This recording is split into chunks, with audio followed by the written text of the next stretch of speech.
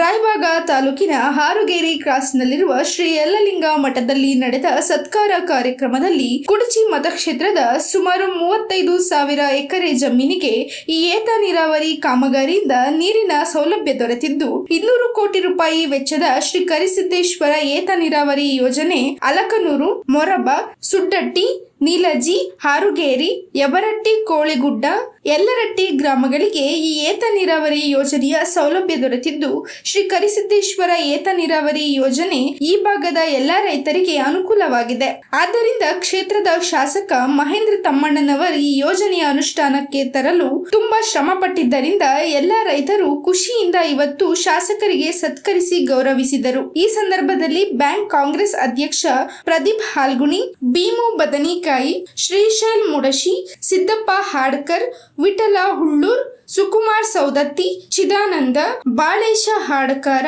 ಕರೆಪ್ಪ ಹುಗಾರ, ರವಿ ಲಾಳಿ, ಶಂಕರ ಹಾಡಕರ, ಮಲ್ಲಪ್ಪ ಲಾಳಿ, ನಾರಾಯಣ ಹಾಡಕರ ಸೇರಿದಂತೆ ಇನ್ನುಳಿದ ಹಲವು ರೈತರು ಉಪಸ್ಥಿತರಿದ್ದರು. ನಾನು ಕಳೆದ ಒಂದು ವಿಧಾನಸಭಾ ಚುನಾವಣೆಗೆ ಈ ಭಾಗದ ಶಾಸಕನಾಗಿ ನನ್ನದೇ ಆದಂಥ ಕೆಲವೊಂದು ಯೋಜನೆಗಳು ಈ ಕ್ಷೇತ್ರಕ್ಕೆ ಏನು ಬೇಕು ಏನು ಬೇಡ ಅಂತ ಅನ್ನೋದು ಯೋಜನೆಗಳಿದ್ವು. ಅದರೊಳಗೆ ಪ್ರಥಮವಾಗಿ ಈ ಭಾಗಕ್ಕೆ ಈ ಹಾರುಗೇರಿ ಆಗಿರ್ಬೋದು, ಹಾರುಗೇರಿ ಕ್ರಾಸ್ ಆಗಿರ್ಬೋದು, ಅಲಕನೂರು ಆಗಿರ್ಬೋದು, ಸುಟ್ಟಟ್ಟಿ, ನಿಲಿಜಿ ಮತ್ತು ಮೊರೋಬ, ಈ ಘಟಪ್ರಭಾ ದಿಂದ ಏನು ನಮಗೆ ನೀರು ಕೊಡ್ತಾ ಇದ್ರಲ್ಲ, ಈ ಭಾಗಕ್ಕೆ ಏನಂತಾರಲ್ಲ ಅದು ಈ ಟೇಲ್ ಎಂಡ್ ಆಗಿರೋದ್ರಿಂದ ಈ ಭಾಗಕ್ಕೆ ರೈತರಿಗೆ ಭಾಳ ಅನಾನುಕೂಲ ಆಗತ್ತಿತ್ತು. ಮತ್ತು ಈ ಭಾಗದ ರೈತರು ಕೂಡ ನಮಗೆ ನೀವು ಶಾಸಕರಾಗಿ ಆಯ್ಕೆಯಾದ್ರೆ ಈ ಒಂದು ಭಾಗಕ್ಕೆ ನೀರಾವರಿ ಸೌಲಭ್ಯಗಳನ್ನು ಏನಾದರೂ ಒಂದು ಕೂಡ್ರಿ ಅನ್ನೋ ಮಾತು ಭಾಳ ರೈತರು ಹೇಳಿದರು.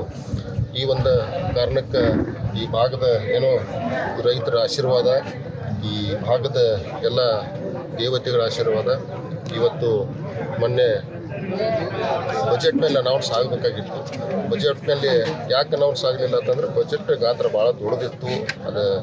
ಅದನ್ನು ಬೇರೆ ಒಂದು ಕ್ಯಾಬಿನೆಟ್ ಒಳಗೆ ನಾವು ಪಾಸ್ ಮಾಡಿ ಕೊಡ್ತೀವಿ ಅಂತ ಹೇಳಿ ಅಂದ್ಕೊಂಡಾಗ ಮೊನ್ನೆ ಕ್ಯಾಬಿನೆಟ್ಟಾಗ ಪಾಸ್ ಆಗೈತಿ. ಆ ಪಾಸ್ ಆದ ಆರ್ಡರ್ ಕಾಪಿನೂ ತಾವೆಲ್ಲ ನೋಡಿರಬೇಕು.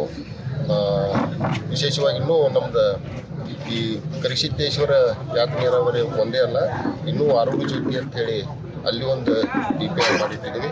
ಆಮೇಲೆ ಈ ಕಡೆ ತೊಂದರೆ ಆಯಿತು ಈ ಭಾಗದಿಂದ ಮತ್ತೆ ಈ ಕಡೆ ನೀರು ಹೋಗಲಿಲ್ಲ ಅಂತಂದ್ರೆ ಅಲ್ಲಿ ಒಂದು DPR ಮಾಡಬೇಕು.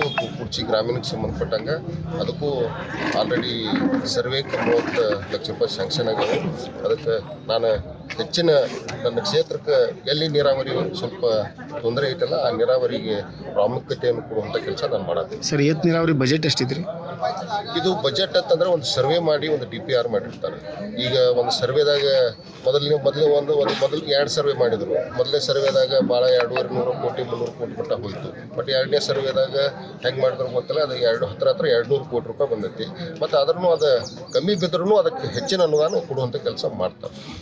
ಸರ್, ಇಲ್ಲಿ ಒಬ್ಬರು ಪಾಪ್ಯುಲರ್ ಲೀಡರ್ಸ್ ಅಭಿಮಾನಿಗಳು ಈ ಫಂಕ್ಷನ್ ಸುಳ್ಳೈತಿ, ಇನ್ನೂ ಶಾಂಕ್ಷನ್ ಆಗಿಲ್ಲ ಅಂತ ಕೆಲವೊಂದು ಜನರಿಗೆ ಮತ್ತು ಅವ್ರ ಅಭಿಮಾನಿಗಳಿಗೂ ಹೇಳಾಕ್ತಾರೆ. ಇದ್ರ ಬಗ್ಗೆ ಏನು ಹೇಳ್ತೀವಿ? ಇಲ್ಲ ಯಾರಿಗೆ ಹೇಳಿದ್ರೆ ಏನಾಗೋಗೈತೆ ರೀ. ಈಗ ನಾನೇ MLA ಬಂದು ಈ ರೈತರ ಮುಂದೆ ಹೇಳತ್ತಿಲ್ಲ, ಆಗೈತಿ ಶಾಂಕ್ಷನ್ ಆಗೈತಿ, ಮೊದಲೇ ಕಂತಿನಾಗ ಇಷ್ಟು ದುಡ್ಡು ಕೊಟ್ಟಾರಂತೇಳಿ ನಾನು ಹೇಳತ್ತೀನಲ್ಲ.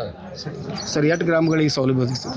ಇದು 35,000 ಎಕರೆಗೆ ಯೋಜನೆ ಇದು. ಯಾವ್ಯಾವ ಗ್ರಾಮ ಒಳಗೊಳ್ತಾವ್ರಿ? ಇದು ನೋಡಿ, ಹಾರುಗೇರಿ, ಅಲಕನೂರು, ಆಮೇಲೆ ಹಾರುಗೇರಿ ಕ್ರಾಸು, ಯಲ್ಪಾರಟ್ಟಿ, ಕೋಳಿಗುಡ್ಡ, ಆಮೇಲೆ ಸುಟ್ಟಟ್ಟಿ, ನಿಲಿಜಿ, ಮೊರೋಬ. ಸರ್, ಕಾಮಗಾರಿ ಯಾವಾಗಿಂದ ಸ್ಟಾರ್ಟ್? ಇದನ್ನು ನೋಡ್ಬೇಕು. ಇದನ್ನು ಮುಂದಿನ ತಿಂಗಳದಾಗ ಒಂದು ಟೆಂಡರ್ ಮಾಡ್ತಾರೆ. ಆ ಟೆಂಡರ್ ಮಾಡಿದ ನಂತರ ಅದು ಯಾರಿಗಾಗತ್ತೆ ನೋಡ್ಕೊಂಡು ಅವ್ರ ಜೊತೆ ಮಾತಾಡ್ಕೊಂಡು ಮಾಡ್ತೀವಿ. ಸರ್, ಈಗ ಸರ್ಕಾರ ಮಾಡಿರೋ ರೈತಾಪಿ ವರ್ಗಕ್ಕೆ ಏನು ಹೇಳ್ತೀರಿ ನೀವು? ಸರ್ಕಾರ ಮಾಡಿರಿ ರೈತರಿಗೆ ಏನು ಹೇಳ್ತೀರಿ? ರೈತರಿಗೆ ನಾನು ಏನು ಹೇಳಕ್ಕೆ ಧನ್ಯವಾದ ಅಂತ ಹೇಳಲಿಲ್ಲ. ನೀವು ಕೊಟ್ಟದ ಆಶೀರ್ವಾದದಿಂದ ನಾನು ಇವತ್ತು ನಾನು MLA ಆಗೀನಿ. ನೀವು ಆಶೀರ್ವಾದ ಮಾಡ್ತಿದ್ದಿಲ್ಲ ಅಂದ್ರೆ ಈ ಯೋಜನೆ ಆಗ್ತಿದ್ದಿದ್ದಿಲ್ಲ. ಇವತ್ತು ನಿಮ್ಮ ಆಶೀರ್ವಾದನ ಇವತ್ತು ಈ ಒಂದು ಕೆಲಸ ತರುವಂಥದ್ದಾಗೈತಿ.